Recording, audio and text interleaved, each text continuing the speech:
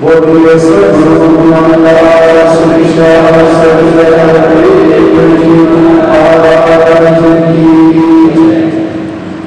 आइए सत्संग सच्चे बादशाह की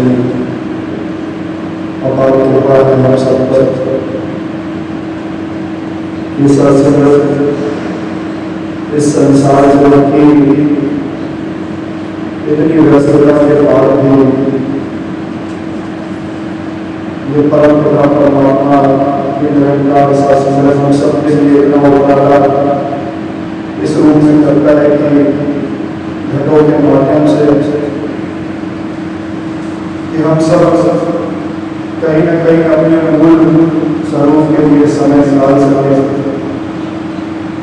अपना नाता इस परम पिता परमात्मा इस निरंकार के साथ और गहरा कर सकें।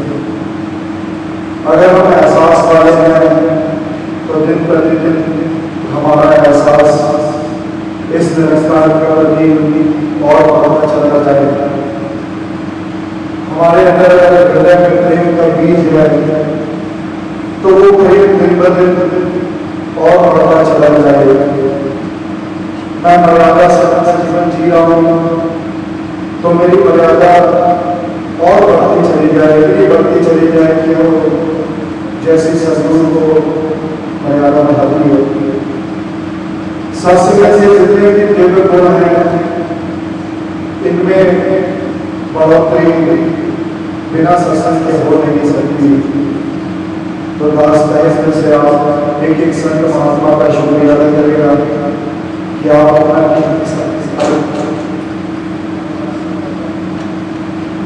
और सत्संग सही में कहीं संत महात्मा के साथ जो समय बीतता है और सत्संग सबके इर्द गिर्द रहकर जो हम अपना जीवन सीखते हैं ये संघर्ष और कहीं संसार जगत में मिलती नहीं है। क्योंकि एक बहुत पुरानी बात दास को ध्यान आ रही है। दास ने कल ही नहीं भाव रखे कि एक बच्चा बड़ी माता पिता की बात मानता, सास से सारे बच्चे को कहा बेटा नहा धोकर तैयार हो जाना, आज तुम्हें कहीं वृद्धि जगह लेकर चलना है, नौकरी जगह लेकर चलना है। सास से माँ ने बच्चे की बात, बच्चे ने माँ की बात मानी और सास को सच कर तैयार हो गया। तैयार हो गया माँ सास का ज्ञान बच्चे को साथ में लेकर आए, माँ बच्चों के बीच में बिठा दिया और सास ने ऐसी बात कही कि महात्मा उसके जीवन में आप रोशन कर दो, इसकी जितनी भी मैल है आप निकाल दो। सास से वो बच्चा अपने आप को नीचे से ऊपर देखता है और कहता है कि मैं तो बड़ा नहा धोकर आया। फिर ये माँ किस मैल की बात कर रही है। सास माँ से पूछता है तो माँ उसको यही जवाब देती है कि बेटा ये मैं बाहर भीतर की बात नहीं कर रही हूँ, ये शरीर संबंध साफ सफाई रखने की बात नहीं कर रही हूँ। ये ऐसे महात्मा है कि ऐसी सत्संग है जिसमें दिन प्रतिदिन अंदर से निर्मल होते जाता है, इंसान निर्मल होकर चला जाता है कि मन ऐसे ऐसे गंगा नीर पाछे पाछे हरी कि फिर सत्संग मेरी ये दृष्टि बदल जाती है। जीवन वही रहता है, स्थिति परिस्थिति वही रहती है, भाव वही रहते हैं। सत्संग दिन ब दिन आपके बीच में आते आते मेरे भाव में परिवर्तन आने लगता है। आप अति बख्शते हो, आप ऊंचे मंची वाली सत्संग से सत्संग सदगुरु बाबा मनोहर सिंह महाराज ने अनेकों बार विचारों में ये बात कही कि जिसको भाग्य का पता ही नहीं फिर वो कैसे जोड़ पाएगा। कईयों बार शास्त्रीय विचार अनेक महात्माओं के मुख से भी सुने और शास्त्रीय सदगुरु बाबा जी के मुख से सुने कि जब भी कोई कपड़े को कपड़े से जोड़ना होता है तो इंसान सुई उठाता है, सुई का सहारा लेता है। अगर वो सुई चलाता रहे तो सत्संग वो बाबा कभी जुड़ नहीं पाएगा। अगर उस सुई में पीछे से धागा नहीं लगा हुआ है, जब सत्संग धागा डर गया तो सत्संग सुई जोड़ने का काम कर रही है। और अगर धागा नहीं है तो पहले से ही जिस कपड़े में छेद है वो और छेद करने का काम करेगी।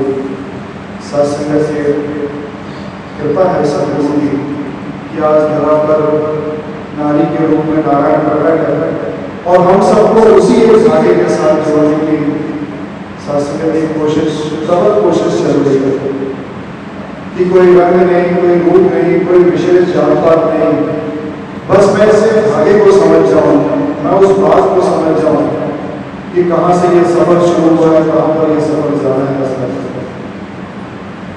अभी महात्मा स्वार्थ की बात कर रहे थे। शासक के जीवन में स्वार्थ कई बार विचारों में ये बात करने के लग चुका है, आपने सुनी होगी कि जब भी किसी परिवार में खुशी आती है, बच्ची बड़ी होती है तो शासक किसी न किसी घर में उसका रिश्ता तय होता है। अब शासक का रिश्ता तय होता है तो उसको सगाई का नाम दिया जाता है कि इस घर में इसकी सगाई पक्की होगी। अब शासक जैसे ही सगाई के बाद की सगाई पक्की हुई 3-6 महीने का समय लगता है। शासक का मां बेटी से कहती है कि बेटी 2-500 रुपये मुझसे दे दो। अब बेशक आज के समय में तो सोशल मीडिया का जमाना है, अब ये देखने को कम मिलता है, लेकिन पहले के समय में शासक दास ने अपने घर में देखा है कई लोगों को कि बेटी के 200-500 रुपये 1000 रुपये ले लो, अगर बगल में कोई कुकिंग क्लासेस हो तो जाकर वहाँ कुकिंग क्लासेस ज्वाइन करो। शासक बच्ची पूछती है माँ मैं तो घर पर ही सीख गई, आपने सबको सिखा दिया कि रोटी गोल कैसे बनती है, क्या कैसे हो सकती है, फिर इस कुकिंग क्लास की जरूरत क्या है, मैं क्यों करूँ। तो शासक बड़े ध्यान से सुनिएगा कि माँ क्या कहती है। माँ कहती है कि बेटा तो जिस भी घर परिवार में जाएगी बड़े रिश्तेदारों से पूछ कर तेरा रिश्ता किया है। जिस भी परिवार में जाएगी वहाँ अन्न धन माल खजाने भरे होंगे, एक आवाज देगी तो 4 चीजें आ जाएंगी, लेकिन अगर मुझे खाने और खिलाने में स्वाद नहीं आया तो फिर तो सारे माल खजाने पड़े के पड़े रह जाएंगे। इसलिए जाओ अगल बगल में कोई गुरु करो और उस गुरु से समझो कि मीठा कितना डलेगा, नमक कितना डलेगा, कब रोटी उतारनी है, कब कैसे करना है, कितना पकाना है, कितना नहीं पकाना, और ये सीख जाओगे तो जब पूरे भाव के साथ गृहस्थ की सेवा करोगे तो जो स्वाद आएगा खाने वाला भी वाद करेगा और खिलाने वाला भी। शासक सरदास ने ये बात ध्यान में आई तो मन में यही भाव आया कि सच्चे पातशाह बेशक माँ गुरु का रूप हो सकती है, कुकिंग वाला गुरु का रूप हो सकता है, लेकिन वो सिर्फ खाना बनाने तक और बिना गुरु की सब्जी में भी खाने में भी स्वाद नहीं आ रहा, तो फिर मैं ये जीवन में मेरे कैसे स्वाद आ सकता है। फिर मैं ये जीवन में सारे माल खिलाने पाए कि सूरज भी है, धरती भी है, रवि भी है, पानी भी है, गाड़ी भी है, दिन ब दिन तरक्की कर रहा हूँ, मेहनत कर रहा हूँ, संसार मेहनत कर रहा हूँ, सपने के अंदर एक सपना बना लिया, बच्चे घर गाड़ी घोड़ा घर अपना बना लिया। अब शासक में कम से कम सदगुरु का सहारा लेकर इस लोक से तो आनंद लूं। कहीं ऐसा ना हो जाए कि संसार जगत की गतियों को सर्वर में इतना भारी दे दूं कि मेरी अवस्था शासक के सर माथे पर सिर्फ माया सवार हो जाए, मैं माया का सहारा लेकर सब कुछ माया को ही समझ बैठूं। नहीं सर, वो एक सेठ की बात भी आती है कि शासक सेठ ने जीवन भर दिया ही दिया, छोड़ा ही छोड़ा, वो जोड़ता चला गया, जोड़ता चला गया। सास से कैसे बड़ी चढ़ाई चला के उसे संसार जगत में मेहनत की, मेहनत करते करते करते सास से को जोड़ते जोड़ते जोड़ते उसका विश्वास हो गया अपने ऊपर। सास से खुद को करता भाव समझने लगा, खुद के अंदर सास से भावना आ गई कि मैं तो सिर्फ लेना चाहता हूं। लेकिन ब्रह्मज्ञानी संत महात्मा परोपकारी होते हैं, उपकार वाले होते हैं। वो सेठ जाने जाने में गड्ढे में गिर गया। अंधेरे में उसे गड्ढा देखा नहीं तो वो गड्ढे में गिर गया। जब गिर गया तो सास से कोई एक सज्जन पहुंचे निकालने के लिए। कहा सेठ ने अपना हाथ दो। और शासक के सेठ की परवरिश वैसी सालों साल उसने दिया ही दिया है, किसी को दिया ही नहीं। तो वो कहता है मैं अपना हाथ क्यों दूं? शासक का सज्जन उसको समझाता है कि महाराज जी हम आपको ही उतार दें, हम आपको ही निकाल दें, आप अपना हाथ दो।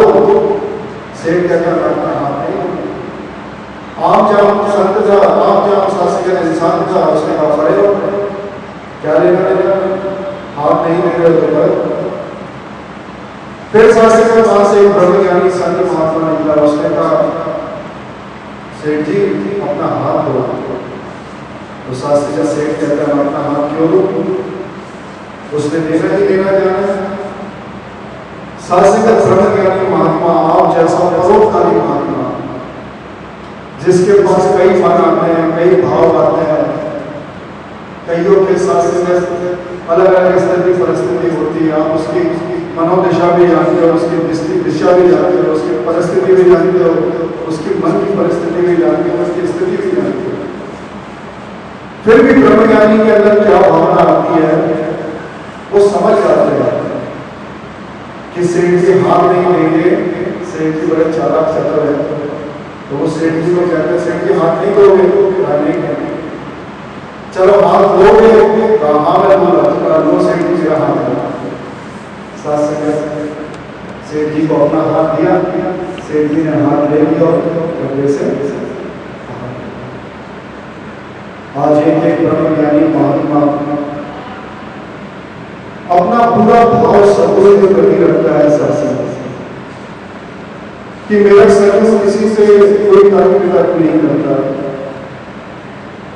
मेरा सदगुरु किसी को जज नहीं करता, किसी के बारे में चर्चा नहीं करता, अपना रहे हैं, प्यार दे रहे हैं, प्रेम दे रहे हैं, सहज अवस्था बना देगा। मैं भी शास्त्री का हमेशा अपना ध्यान सच्चे बादशाह आपसे चरणों में लगा दूंगा, क्योंकि मेरे अंदर भाव रहेगा, एहसास रहेगा, तभी तो मैं आपके मुताबिक जीवन जी पाऊंगा। अगर मेरे जीवन में आपके प्रति एहसास ही नहीं रहेगा तो फिर मैं कैसे ये हाथ पैर ये कैसे काम करेंगे, ये जुबान कैसे आपके हिसाब से काम करेंगे। शास्त्री का दास जब यहाँ पर पहुंचा तो अनुभव से महात्मा अपने गीत और विचार करते हैं। एक महात्मा बड़े सुर ताल में गीत गा रहे थे, तो शास्त्री का उन्होंने जो साज वाले महात्मा थे उनकी आंखों में देखा, दोनों के शास्त्री का दास महसूस कर रहा था कि आंखों और आंखों में एक तालमेल चल रही थी कि मैं गीत ऐसा गा रहा हूं तो आप साज भी ऐसा बजाओ ताकि सुनने और सुनाने में आनंद आए। अब शास्त्री का दास ने भी कई बार महापुरुषों के साथ देखा है, महात्माओं के साथ कहीं आना जाना होता है, पर्दे की सेवा करता है तो महात्मा, तो शास्त्री का दास बैठे बैठे मन मन सोच रहा था कि ये गीत का महात्मा साज वाले की तरफ देख रहा है ताकि वो साज अच्छा बजे और साज वाला महात्मा देख रहा है गीत अच्छा बजे। शास्त्री का इस विषय को दास को बैठे बैठे निरंकार के साथ जुड़ गया और गहराई के साथ चली गई कि मेरे अंदर की तो भीतर अवस्था चल रही है, एक तन है जो गीत गा रहा है और एक अंदर आत्मा है जो मुझे सांस दे रही है। ये दोनों का तालमेल कितना जरूरी है, कितना जरूरी है आप सोच कर।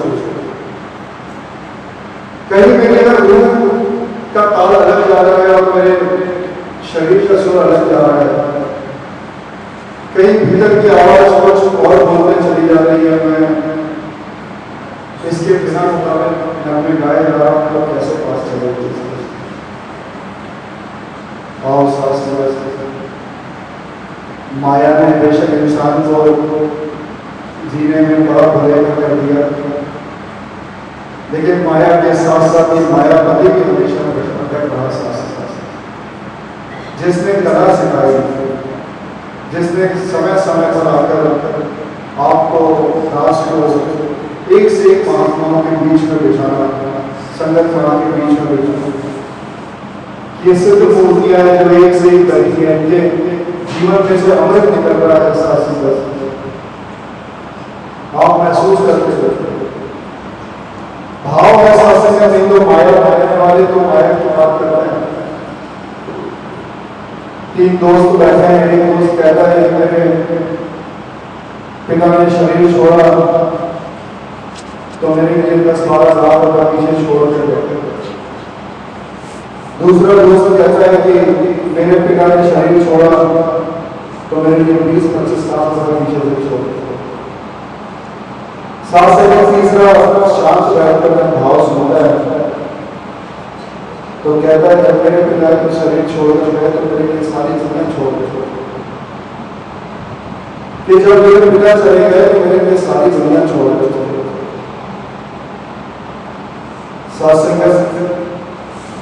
मेरा तेरा मेरा तेरा कब सासंगत तेरा तेरा बन गया पता ही नहीं चला। दास की कोई विशेष अवस्था नहीं करवाए थे,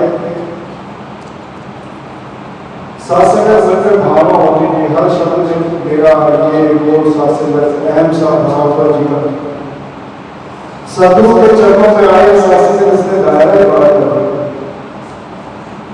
बैठ कर समझा दिया कि मेरा भी भाई संसार सबका भला करो, मेरे का दायरा बड़ा ही नहीं चला कि कितना बड़ा हो गया। पूछते थे मानना आज के कुछ साथ में मतलब है कि संगत से जा रहे हैं समझ से और कुछ बढ़ रहा है कि कुछ घट रहा है। सासंगत क्योंकि उनसे मिलना जुलना कम कर दिया, बात सच की पता चल गई तो सच की तरफ ज्यादा रुझान होने लगा, धीरे धीरे कदम सच की तरफ जाने लगे तो उनको बात करने लगी कि फायदे में हो नुकसान में हो, कुछ जीवन में बढ़ रहा है कि घट रहा है। मैंने कहा दास ने सासे के जब बात धीरे धीरे समझ में आने लगी तो दास ने कहा जो बढ़ रहा है उसमें बहुत खुशी है और जो जीवन में घट रहा है उसमें बहुत ज्यादा खुशी है। तो सासे से क्या घट रहा है दिन पर दिन सासे का जैसे ये समय आप संत महात्मा ब्रह्म ऋषि महात्मा ब्रह्म ज्ञानी महात्माओं के चरणों में जीवन बीत रहा है, धीरे धीरे मैं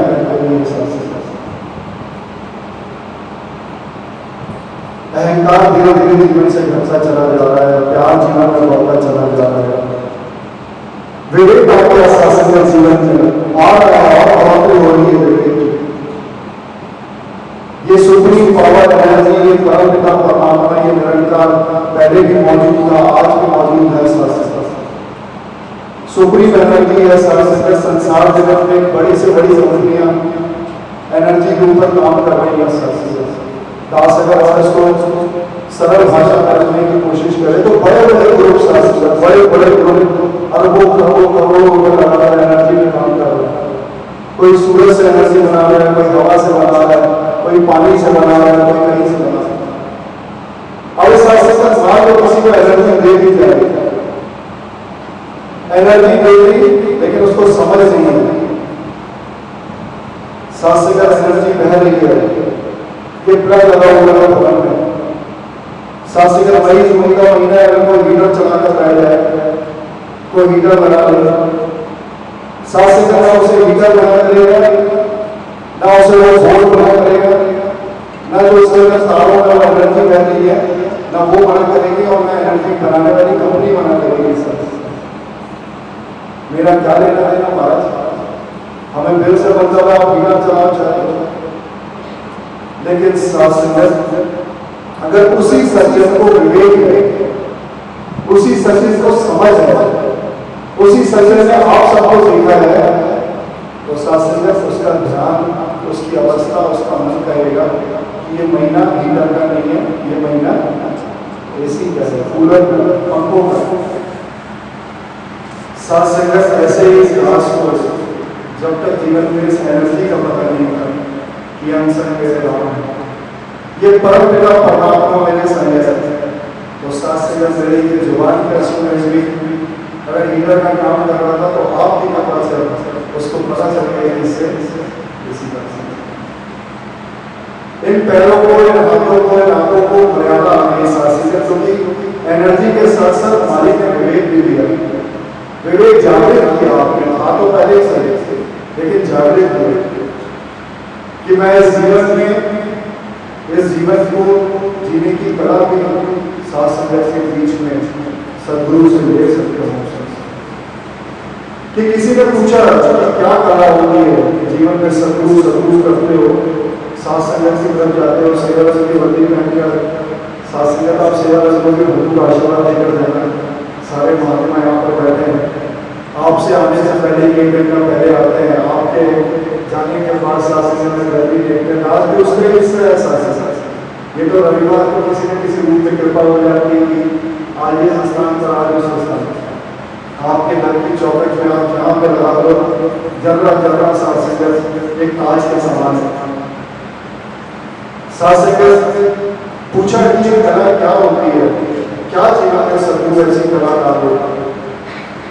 तो साथ संगत को कितना सुंदर जवाब एक बहन ने दिया कि मेरी दादी नानी के समय से मैं देखती आ रही हूँ, जब भी दादी नानी रोटी बनाती थी तब से लेकर आज दिन तक नीचे काला कोयला होता है, ऊपर काला तवा होता है, लेकिन रोटी सफेद की सफेद। दादी की परदादी की थी तब भी काला कोयला होता था, नानी होती थी तब भी काला तवा होता, लेकिन परदादी की भी रोटी सफेद बनी थी, दादी की भी रोटी सफेद बनी, नानी के यहाँ गए तो उनकी भी रोटी सफेद बनी। आज हमारा समय आ गया, वही काला बर्नर है, वही काला तवा है, मेरी माँ ने रोटी बनाई तभी रोटी सफेद। तो माँ से पूछा कि माँ ये कैसा हो रहा है ये?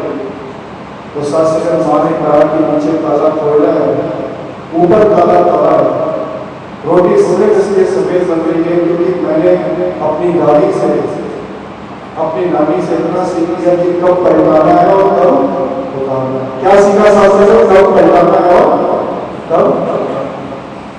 अगर मैंने ये जीवन में नहीं सीखा होगा तो नीचे काला कोयला होगा, ऊपर काला तवा होगा, रोटी भी क्या होगी सास से? रोटी भी। इतनी छोटी सी कला है सालों साल से रोटी कहने का भाव देगा। सदगुरु भी सास बेशक छोटी कला है, लेकिन छोटी कला से पहले ये ज्ञानवान होता है। ये परम समाज के साथ नाता जोड़ता है कि अब छोटे छोटे विकारों में, छोटे छोटे विषय में, छोटी छोटी भावनाओं में उलझना नहीं, अपना दायरा बड़ा करो शास्त्री से। दायरा बड़ा हो गया, फिर शास्त्री से भावनाएं भी बड़ी हो गई, शब्द भी बड़े हो गए, सोच भी बड़ी हो गई, भाव भी बड़े हो गए शास्त्री से। आओ शास्त्री हमेशा ये नाता परमपिता परमात्मा के साथ बना रहता है, हमेशा इनकी तरफ शास्त्री से ध्यान बना रहे। बड़े ध्यान से सुनूं, जब भी मैं सुनूं बड़े ध्यान से सुनूं शास्त्री। जब भी मैं अपने परिवार का भी छोटा सा बच्चा को बैठा है शास्त्री, कितनी बड़ी बात कह गया कि श्री राम भगवान की सुबह उठते थे तो शास्त्री अपने पिता अपने माता के वो करते थे, चरणों में शास्त्री नमस्कार करते, फिर अपने कार्यक्षेत्र में चलते।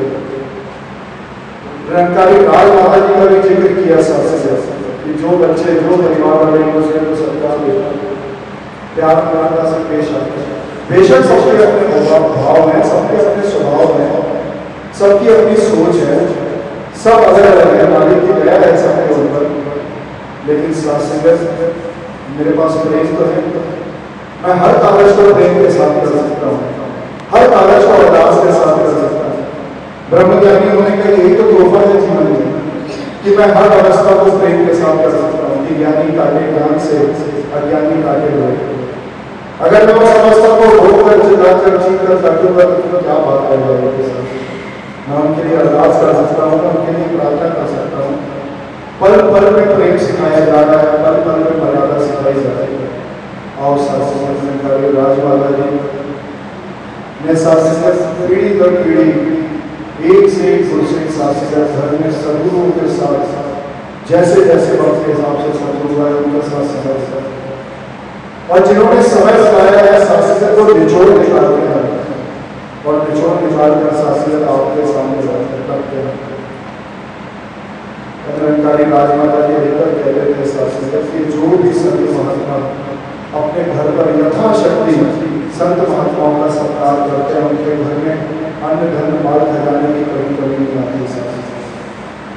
उनके जीवन में दिन प्रतिदिन शास्त्री का इसका ध्यान इसका ज्ञान इतनी बढ़ोतरी होती है, इतनी बढ़ोतरी होती है कि उसका लोभ भी सुविधा हो जाता है, उसका परलोक भी सुविधा हो जाता है। तो आइए शास्त्री समय के आगे बढ़ चुका है। आप एक महात्मा का बहुत शुक्रिया अदा करेगा कि आप आज इस मंदिर से आए हैं।